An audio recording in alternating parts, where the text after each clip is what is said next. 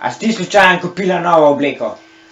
Lej, rabim nekaj, da grem v službo, ker moram biti lepa. Pač, lej, če jaz delam z ljudi, moram nekaj izgledati, ne? Pač, sorry, sej pridno delam, zato si lahko kupam. Jaz to delam z ljudi, pa imam eno obleko in za doma in za tam. Ne rabim dveh.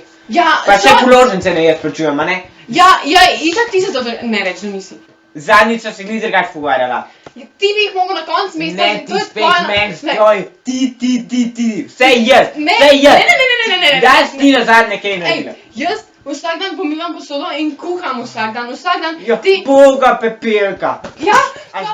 Bog, zakaj se mamica in očka kregata? Tako ne spremenjujeta tvoje volje. Imeti se moramo radi.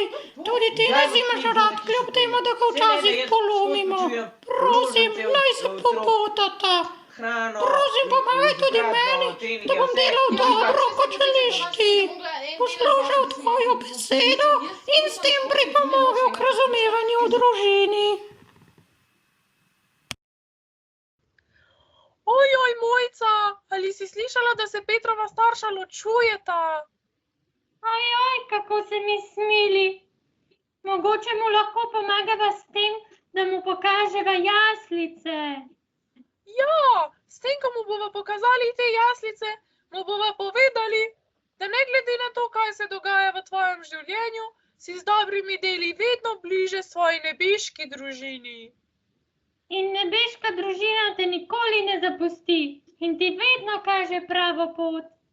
Ja, kot Marija, ki je upodobljena kot kaži pot, saj nam pomaga najti pravo pot skozi življenje, sama pa je tudi, s tem, ko je sprejela Božjo voljo, izbrala težjo, a pravo pot.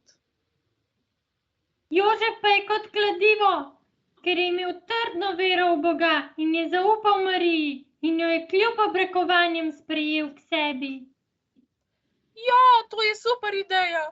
Pojdiva, s tem bova sigurno izpolnili delček Božje volje.